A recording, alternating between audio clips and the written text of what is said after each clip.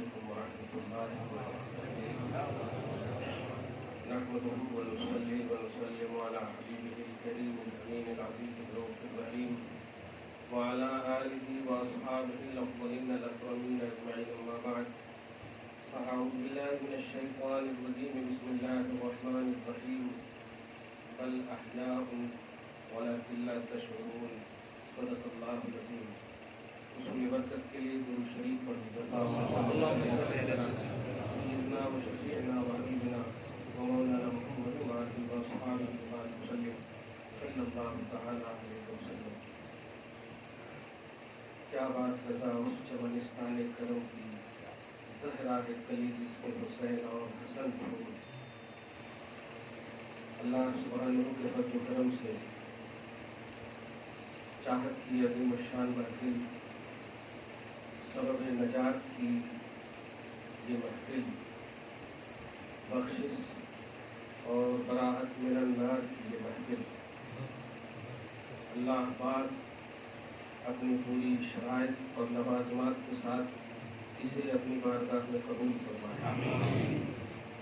حسنین کریمین طیبین طاہرین شہیدین سعیدین کے سب و طفیل میں ہم سب اور ہم سب کی اولاد کے دارین کو سعادتوں سے مالا مال فرمائے۔ صحیح یہی ہے، قرآن فہمی کے لیے قلب محبت ضروری ہے۔ قرآن سمجھنے کے لیے محبت ضروری ہے،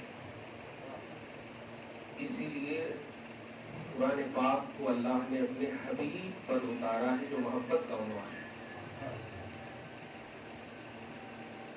کہیں نہیں فرمایا کہ جبریل جاؤ محمد کے پاس جاؤ، محمد کو دے دو۔ اگر آپ نزول کی آیتیں دیکھیں گے تو نزل بہ الروح الامین علی قلبک، علی قلبک، حبیب آپ کے قلب پر، آپ کے دل پر۔ قرآن پاک کو جب سمجھنے کے لیے محبت، اور وہ بھی حضور پاک صلی اللہ علیہ وسلم کی ضروری ہے، تو لازم یہ ہوا بغیر محبت رسول کے قرآن فہمی کا دعویٰ غلط ہے۔ جو لوگ صرف یہ ضد کرتے ہیں وہ اپنی ضد چھوڑ دیں کہ قرآن میں ہے، حدیث میں ہے۔ دیکھیے، یہ دعویٰ کی جانے والی چیز نہیں ہے، یہ دعویٰ آٹومیٹک ابھر کر نکلنے والی چیز ہے۔ آپ کے اندر اگر قرآن فہمی کے بعد بھی پرشروئی ہے، خوش روی اور خوش گفتاری نہیں ہے، تو سمجھیے آپ قرآن فہمی نہیں ہے آپ کے اندر۔ کیونکہ قرآن پاک میں دعوت کا جو کانسیپٹ ہے وہ حکمت اور موعظہ حسنہ ہے، اور حکمت اور موعظہ حسنہ یہ ساری نگیٹیوٹی کا خاتمہ کرنے کے بعد ہی حاصل ہو۔ کیا بات ہے؟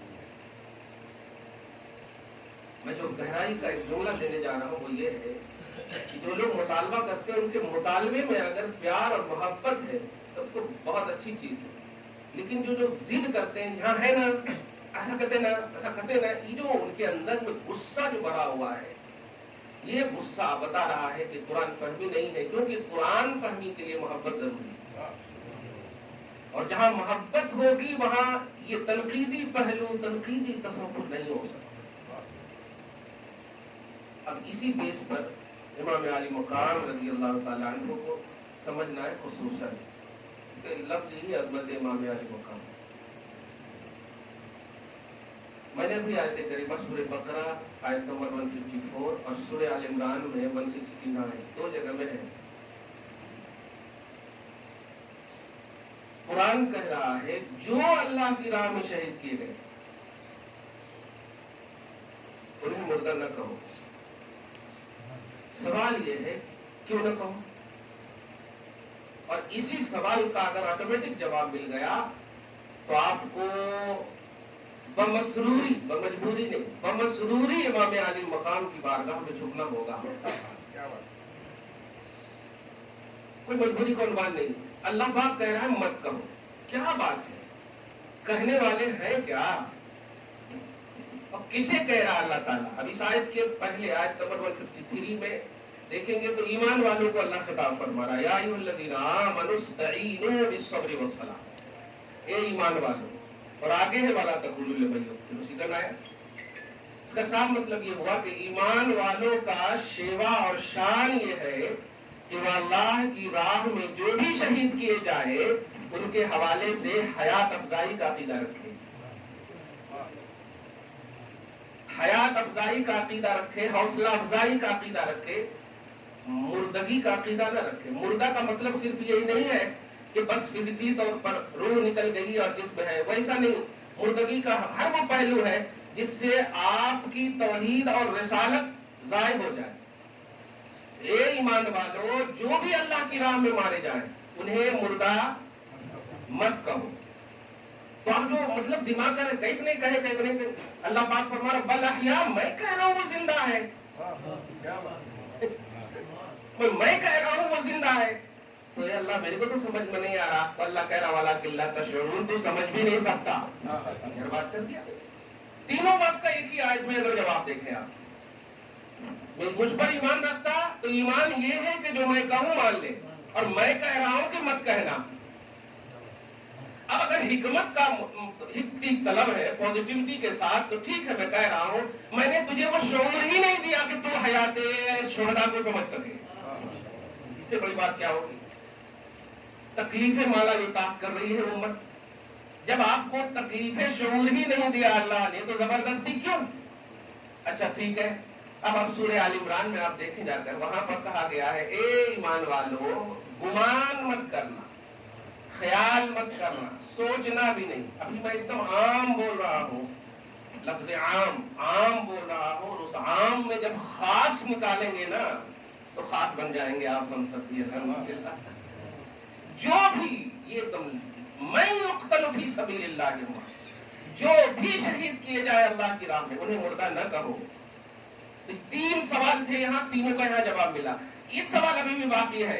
سوچ سکتے نہ اللہ اندر بیٹھ کر کے ہے نہیں کھوپڑی والے ایسے لوگ. تو اللہ پاک نے اس کو بھی تم بتا دیا لا تحسبن الذین قتلوا فی سبیل اللہ امواتا. ہرگز گمان مت کرنا. وہ ہرگز کتنے مرتبہ بولے تو کم ہے گرامر کے اعتبار سے، جس کا مفہوم یہ ہے کسی بھی طرح سے گمان نہ کرنا. ہوتا ہے نا اگر بیوی بول دے رہی ذرا سوچتے ہیں کہ یہ منع، آپ کا ٹائم پاس نہیں ہو رہا، ذرا سوچتے ہیں کیوں اللہ، یہ بھی منع. آپ کو اگر سوچنا ہو تو حیات کا عنوان سوچو، زندگی کا عنوان سوچو. ان کے لیے میں نے اتنے عنوانات رکھے ہیں کہ یہ عنوانات حیات تمہاری حیات کے لیے تو بہرحال کافی ہے. اس لیے گمان بھی مت کرنا. جو اللہ کی راہ میں شہید کیے گئے جانتے ہو کیا کیا ہوگا آگے؟ بل احیاء عند ربهم یرزقون فرحین بما آتاهم اللہ من فضلہ. تم یہاں گمان کر کے اپنے آپ کو راہ نجات سے بھٹکا رہے ہو، اور ان کو میں نے اتنا دیا ہے اپنی بارگاہ سے کہ وہ خوش ہیں. فرحین بما آتاهم اللہ من فضلہ ویستبشرون بالذین لم یلحقوا بهم من خلفهم الا خوف علیہم ولا هم یحزنون. یعنی وہ تو خوش ہیں، ہر طرح سے خوش ہیں، ہر طرح سے خوش ہیں، اور بلکہ اپنی نسلوں کے آنے کا انتظار کر رہے ہیں، اور ان کے لیے بھی دعا کر رہے ہیں کہ اے دیکھو ہم خوش ہیں وغیرہ وغیرہ. اور تم ابھی تک تنقید ہی کی دنیا میں. یہ دو آیت کریمہ سے ایک عام شہداء کا عنوان ملا. اور آج کی تاریخ میں بلکہ صبح قیامت تک امام علی مقام کی شہادت کے بعد شہادت عظمی کی منزل پر امت کا کوئی بھی فرد اب فائز نہیں ہو سکتا.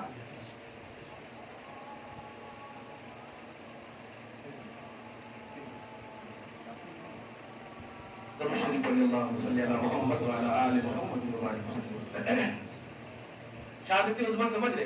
اتنی بڑی شہادت کہ اس شہادت کے برابر کوئی بھی شہید ہو جائے نہیں ہو سکتا. صحیح ہے؟ اب آپ بتائیے، ایک عام کہا گیا، اتنا کنڈیشن عام شہیدوں کے لیے، اتنا کنڈیشن، ان عام میں امام علی مقام کے بعد والے ہم جتنے کو بھی تھوڑی سے ہم لے آئے، بس یہ کہ کھینچ کھاچ کر کے لائیے کسی اللہ کے نیک بندے کو، لائی کوئی بھی اللہ کے ولی کو لائی، اور امام علی مقام کے رفقائی میں سے لے لیا۔ بہت سارے شہید، حضرت حر شہید ہوئے، ان کے برابر نہیں، کلیئر ہے؟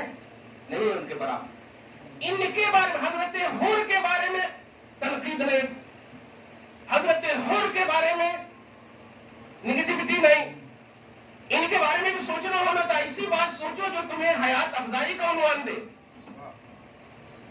تمہارے ایمان کا اسٹیٹس اور لیول بڑھائے، تمہارے عقیدے میں حسن لائے، تمہاری توحید کو نکھارے، اس کی تو اجازت ہے۔ لیکن کیا ہے کہ ٹینشن جو اگر دے، جو ذکر ٹینشن دے، شہادت کے حوالے سے منع ہے۔ تو امام علی مقام کے نیچے جتنے بھی شہداء ہیں، ان کے حوالے سے یہ جملہ جب قرآن پاک کی نص سے صراحت سے یہ ثابت ہے، تو آٹومیٹک کہہ دو امام علی مقام کی عظمت کیا ہوگی، کیا ہوگی، بس اس لفظ سے کیا ہوگی میں سب کچھ ہوگی، سب کچھ نظر آ رہی ہے۔ اور امت کا وہ طبقہ جو جس کو ایزی لے رہے ہیں، امام علی مقام کا عنوان کربلا میں گئے، انتقال فرما گئے نہیں ہے، حیات کا عنوان ہے، یہ حیات کا عنوان ہے، زندگی کا عنوان ہے، یہ موت کا عنوان نہیں ہے، بل احیاء کا عنوان ہے۔ یہ موت کو تو کلوز کر دیا تاکہ مت کہنا یہ انتقال کیے ہیں، میں کہتا ہوں ہے بس، لیکن کہنا ہو تو حیات کہنا، کیا بولنا ہو تو محفل سجانا ہو تو حیات حسین پر سجانا، سوچنے کی محفل ہو یا بولنے کی محفل ہو تو حیات حسین کا عنوان رکھنا، یہ ہے عنوان۔ لا تقولو کی نفی کیا ہوگی؟ لا تقولو مت کہو، اور اس کی ضد کیا ہوگی؟ کہو، صحیح ہے؟ لا تقولو کی ضد کہو ہوگی، اگر کہا جائے کہ مت کہیے تو ضد اس کا ہوگا کہنا، قولو، تو اب مفہوم یہ ہوا کہ مردہ مت کہیے تو قولو احیاء کا جملہ تو مل گیا آٹومیٹک۔ یہ حیات کہیے مطلب یہ ہوا کہ محفل یاد حسین یہ حیات کا عنوان ہے، محفل یاد حسین یہ حیات کا عنوان ہے۔ بلکہ ایک اور جملہ محبت سے کہہ دوں تاکہ ایک توثیق ہو جائے، محفل یاد حسین حیات کا توحیدی عنوان ہے،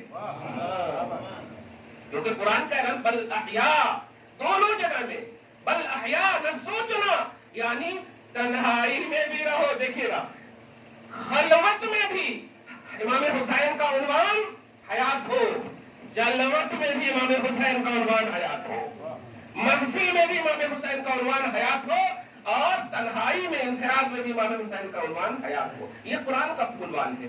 اب تو یہ عام میں نے خاص کو اب دیکھا، اب صراحتاً جو آیتیں قرآنی ہیں ان میں آج ایک وہ میں سمجھا کہ وہ عنوان دیں گے آپ، میں ہر جگہ بولنا چاہ رہا ہوں، ٹائم نہیں نکل رہا، مگر آج میں بولوں گا انشاءاللہ۔ درود شریف پڑھیے، اللہم صلی علی محمد وعلی آل محمد وبارک وسلم۔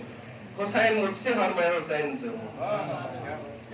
ہر جگہ مطلب بول تو دیا لیکن بول ہی نہیں سکا، ہے نا؟ وہاں بھی دیکھتے حسین مجھ سے اور میں حسین سے ہوں۔ جانتے ہیں خوش رہنے میں ہوا کیا ہے؟ پیسہ لگ رہا ہے، خوش رہیے نا، غم میں بھی رہیں گے نا تو خدا کی قسم اللہ پاک فرمائے گا کہ یار بندوں کو میں نے غم بھی دیا پھر بھی چہرے پر مسکان ہے، غم ہٹا چھوڑ، غلط نہیں کہہ رہا، غم ہٹا دو، تکلیف ہی نہیں ہے ان کو، احساس ہی نہیں ہے، خوش ہے۔ اور یہی تصور دیا امام نے، ان کا نثار کوئی کیسے ہی رنج میں ہو، جب یاد آ گئے سوگند بلاتی ہے، سمجھ رہے نا؟ یاد حسین یاد مصطفیٰ ہے، یاد حسین یاد مصطفیٰ۔ جتنی بھی آپ بات توحید کی ایک دم کانسیپٹ میں کریں گے تب مزہ آتا جائے گا، تو مسکرائیں گے آپ۔ الحمدللہ غم ہے، تکلیف ہے، پریشانی ہے، اپنی جگہ پر ہے، لیکن یہ آپ کو یہ گھریلو معاشی یہ آپ کے حوالے سے ہے یہ، اور یہ یہی رہ جائے گی۔ لیکن اگر ایک لمحہ بھی اگر خوش ہوئے، جو حیات افزائی کا عنوان دیا تھا حسین نے، اس میں اگر آپ خوش ہو گئے، ساتھ دے دیا، تو قرآن آپ کا ساتھ دے گا، قرآن آپ کا ساتھ دے گا الحمدللہ۔ اور حوض کوثر پر جب آئیں گے تو اس سے پہلے کہ قرآن اور اہل بیت امام علی مقام آئیں گے دونوں ملتے ہوئے، آپ کے چہرے کی مسکان گواہی دے گی، میں مسکرایا تھا حسین، میں مسکرایا تھا تیری یاد یاد میں، مسکرایا تھا تیری یاد میں، اشکوار ہوا تھا، لیکن اپنے گھر کی تکلیف کو بالائے طاق رکھ دیا تھا. تم یاد آ گئے تھے تو خوش ہو گیا کہ تم ہو میرے ساتھ، تم ہو میرے ساتھ، میری نجات کا سامان ہو، تم میری بخشش کا سامان ہو. یہاں کی فائنینشلی معیشت، یہ تو ہمارے خاندان کے لوگ کیسے کسی نہ کسی طرح سے دور ہو سکتے، لیکن قبر کی ہولناکی، برزخ کی پریشانی، حشر کی پریشانی، ان سب سے نجات کا جو خوبصورت عنوان تھا، یہ آپ کی سوچ نے دور کیا تھا، آپ کے خیال نے دور کیا تھا. کیونکہ نانا نے کہہ دیا تھا، جنت کی امید رکھنے والوں، میں نے حسنین کو ان کی سیادت دے دی ہے، میں نے حسنین کو ان کی قیادت دے دی ہے. اس خیال اور تصور نے حسین مجھے پازیٹو کر دیا تھا اور نجات کا ایک خوبصورت عنوان دیا تھا. اب ذرا سنیں، حسین مجھ سے ہے. میں اس حدیث کی وضاحت کر دوں آپ کو. درود شریف پڑھیں، اللہم صلی علی محمد وعلی آل محمد. ابھی ایک لفظ میں ذرا سمجھیے گا، ہو سکتا پھر میں اس کی وضاحت کروں. حسین مجھ سے ہے، یہ بات سمجھ میں آتی ہے، آسان سے سمجھ میں آتی ہے. جیسے کہ اولاد باپ سے ہے، یہ سمجھ میں آتی ہے، ہم اپنے باپ سے ہیں، یہ سمجھ میں آتی ہے. لیکن اگر باپ کہے میں تجھ سے ہوں، یہ بات محلے مطلب نظر ہے. صحیح ہے کہ نہیں؟ طلحہ آپ سے ہے یا آپ طلحہ سے ہے؟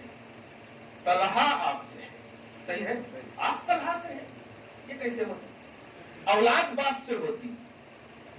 عربی کا لفظ سنے، انا من الحسین، باپ رے باپ، میں حسین سے ہوں.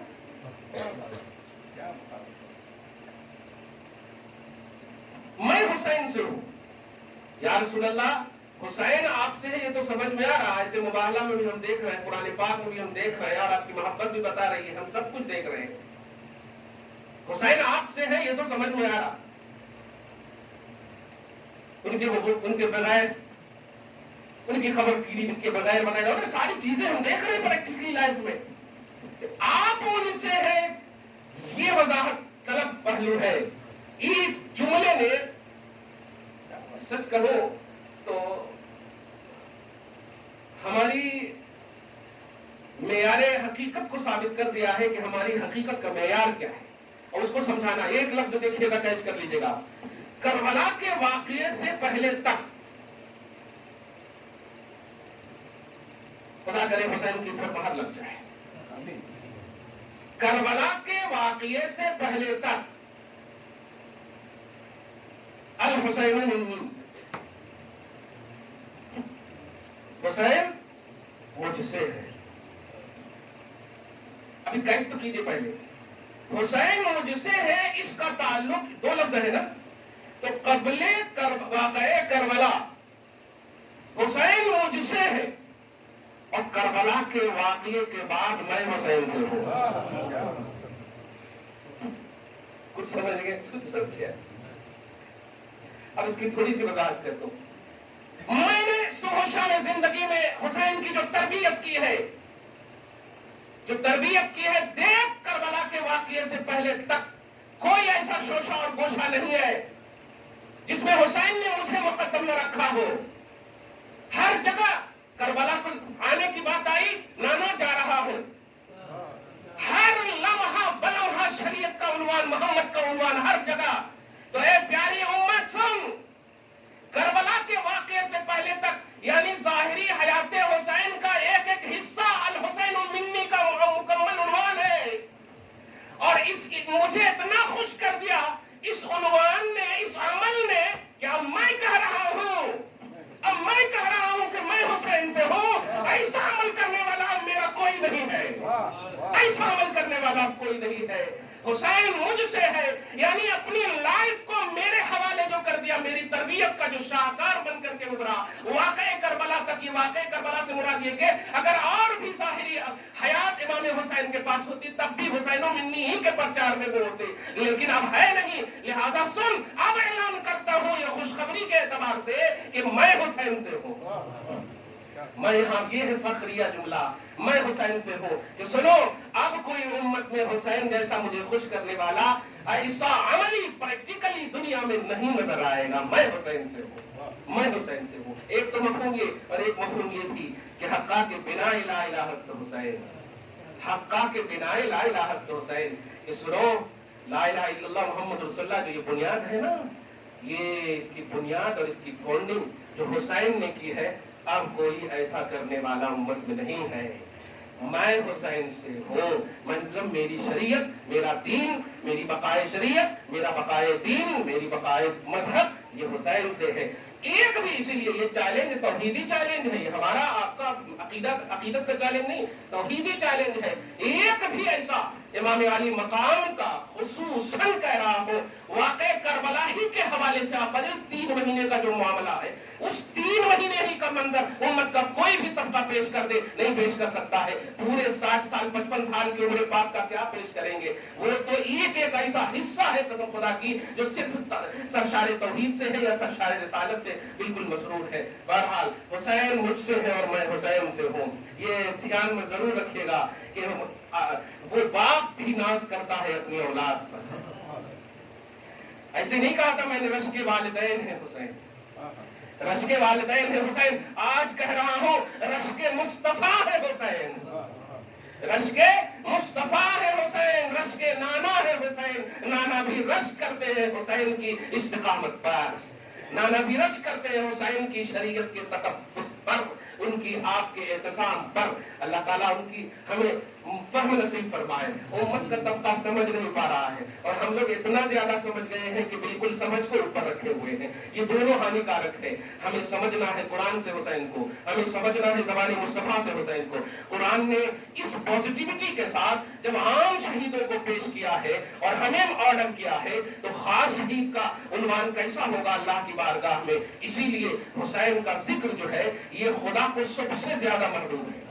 حسین کا جو ذکر ہے سب سے زیادہ محبوب ہے، اور یہ میں اس لیے یہ جملہ بول رہا ہوں تاکہ آپ اگر سب سے زیادہ اس کو سمجھیں گے تو سب سے زیادہ اہتمام کریں گے، بے توجہی نہیں ہوگی، بے ادبی نہیں ہوگی۔ آج بالکل جیسے تیسے جس بھی عام محفل میں، صالحین جس کو کہتے ہیں، عام محفلوں میں آپ کی شرکت بے وضو کے نہیں ہو سکتی، نہیں ہو سکتی۔ امام حسین کی محفل کی بات، امام حسین کی محفل کی بات، سید الملائکہ جن کے پاس آ کر کے شابشی کا عنوان قائم کر دیں، سید الملائکہ نیچرلی طور پر جہاں عصمت جن پر ناز کرے، پاک معصوم جن کو اللہ نے پیدا کیا ہو، ان کے سردار جبریل علیہ السلام آ کر کے حضرت امام علی مقام کی بارگاہ میں کھڑے ہو کر شابشی کا عنوان کرے۔ آپ ہم سب ان کی محفل میں یوں ہی نہیں۔ اب ایک اور آیت کریمہ اور اس کی بھی وضاحت، جو کہ بڑے بیانات ہو چکے ہیں، بڑے نقطے کی 2-3 باتیں۔ ایک آیت، ان اللہ و ملائکتہ یصلون علی النبی، بے شک اللہ اس کے سارے فرشتے۔ آپ سوچ رہے ہوں گے کہ ہاں درود ابراہیمی لاتے، نہیں، مجھے نقطہ دینا ہے۔ بے شک اللہ اور اس کے سارے فرشتے درود بھیجتے ہیں اس پر، نبی پر۔ لفظ نبی پر غور کیجئے گا، یا ان اللہ و ملائکتہ یصلون علی النبی، یہ کہا گیا نبی پر بھی۔ اور نبی جو ہے نا یہ وصف ہوا کرتا ہے، نام نہیں ہے، نام تو محمد ابن عبداللہ ہے۔ نبی اور رسول جو ہے یہ شان ہے حضور کی، اور یہ مصطفیٰ کی وہ شان ہے کہ کوئی نبی ان کے برابر نہیں ہے، سب سے اعلیٰ گویا شان ہے یہ۔ دھیان دیجئے اللہ پاک کیا کہہ رہا ہے؟ سب سے اعلیٰ شان والے پر، یہی مفہوم ہوگا نا، سب سے اعلیٰ شان والے پر میں کیا بھیجتا ہوں؟ درود بھیجتا ہوں۔ اب مانا جو بھی آپ لے لیں، مگر اتنا تو طے ہے کہ جب اللہ بھیج رہا ہے تو کوئی غلط کچھ نہیں ہوگا۔ اللہ جب بھیج رہا ہے تو غلط نہیں ہوگا، اور فرشتے پاک بھیج رہے تو وہ بھی غلط نہیں ہوگا۔ آپ ذرا آگے دیکھیں، آپ ایمان والوں کو اللہ پاک حکم دے رہا ہے، اے ایمان والوں تم بھی ان پر، اصل آ جاتا ہے یہیں پر، ان پر جیسے کہا گیا تو اب ان پر کو اتنا بھول گئے کہ نبی کا عنوان ہی ختم ہو گیا۔ امت کا ایک طبقہ ایسا بھی نظر آ رہا ہے کہ ہم تو صرف یہی درود پڑھیں گے، کانسیپٹ آپ درود سمجھے ہی نہیں تھے۔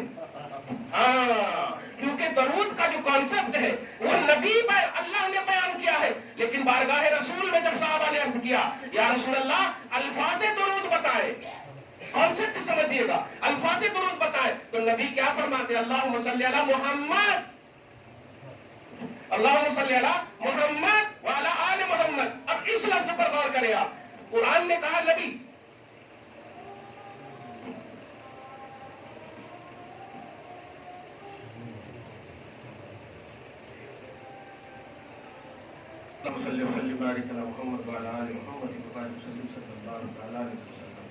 قرآن پاک نے لفظ نبی کہا، اور ज़मीर का जब इस्तेमाल हुआ तो अलैहि यानी उस नबी की तरफ, मोहम्मद का जिक्र नहीं, ध्यान दें। लेकिन अल्लाह पाक के रसूल से जब अल्फाज़े दुरूद का मुतालबा हुआ सहाबा की तरफ से, तो आपने फरमाया क़ूलू अल्लाहुम्मा सल्लि अला मुहम्मद व अला आले मुहम्मद। अब पूरे कमा सल्लैता वो पूरे हैं, लेकिन क़ूलू अल्लाहुम्मा सल्लि अला मुहम्मद।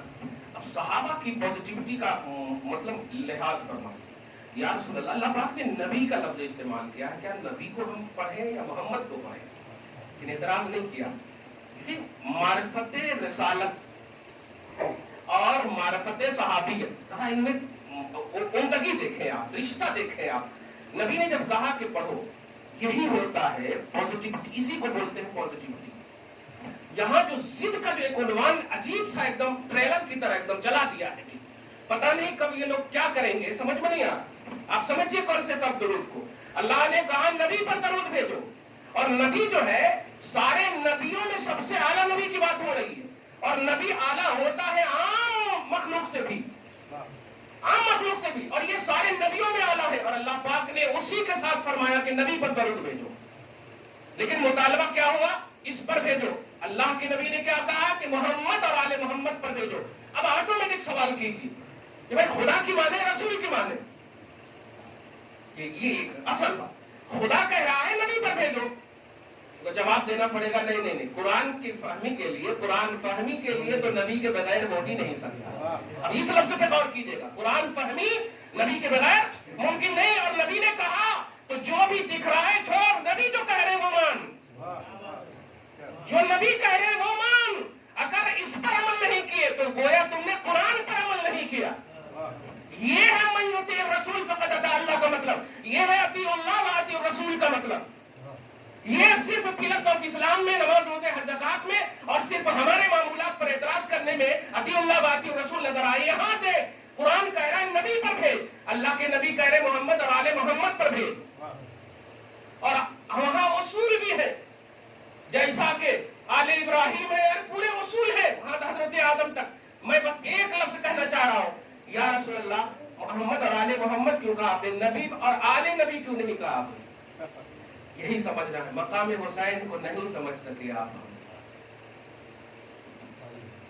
नहीं, क्योंकि मोहम्मद खल्क में, ध्यान दीजिएगा, बहुत अहम बात कह रहा, खल्क में लफ्ज़ मोहम्मद सबसे अफजल है, और मोहम्मद के सिफात में अफजलियत का आगाज है, और नबी आगाज की वो अजीम इंतहा का नाम।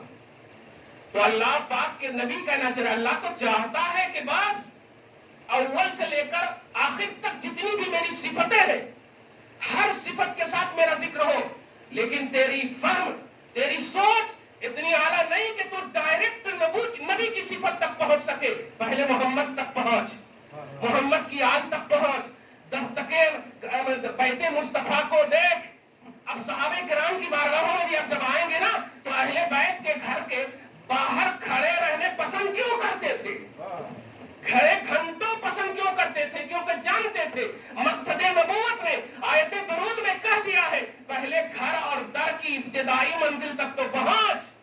यहीं तक पहुंचते पहुंचते तुम्हारी उम्र जो है कम पड़ जाएगी, और ये पहुंच की तलब ही तुम्हें कामयाबी का राज बता देगी, पहुंच की तलब ही कामयाबी का राज बता देगी। तो आयते दुरूद में भी कुरान पाक ने एक ज़हन दिया है आपको कि आले नबी से दर और घर दोनों का रिश्ता मजबूती से रखना, दोनों का रिश्ता मजबूती से रखना। आले मोहम्मद दरूद पढ़ना, नबी पर भी और नबी पर भी। एक हदीस पाक बस कह दूं, नबी फरमाते हैं जो कोई भी नमाज पढ़े और मेरे अहले बैत पर दरूद न पढ़े, वो अपनी नमाज अपने पास रखे, अल्लाह कबूल नहीं करेगा। लम तुक़बल मिन्हु सलाह, तो अल्लाह उसकी नमाज कबूल नहीं करेगा। अजमत की सारी बातें थी भाई, आज के दर्स में सिर्फ 2 बातें कही है मैंने, और उन बातों को याद रखिएगा। इमाम आली मकाम का जिक्र जो है, ये खालिस मोहब्बत का जिक्र है, खालिस हयात का जिक्र है, खालिस तौहीद का जिक्र है। इसमें निगेटिविटी का कोई भी पहलू नहीं आना चाहिए। खास तौर से सूरह बकरा के आयत नंबर 154 और 169 सूरह आल इमरान में 2 बात जरूर याद रखिएगा। जब भी जिक्र का उन्वान आए, अगर तकलीफ, झगड़े, परेशानी की वजह से माथा शिकन आमेज भी था, تو یہ ذکر جب آ جائے تو شکن کو ختم کر دیجئے اور خوش ہو جائیے. تو اللہ تعالیٰ کہے گا کہ نہیں، جو میں نے مقصد قرآن یا مقصد آیات قرآن جو میں نے بتایا تھا اس پر تم نے عمل کیا ہے. اللہ سے دعا ہے آج کی اس خصوصی محفل کو اللہ پاک اپنے فضل سے قبول فرمائے، اپنی شان کریمی کے مطابق ہم سب کو اجر عطا فرمائے. والسلام علی من اتبع الہدی. السلام کے لیے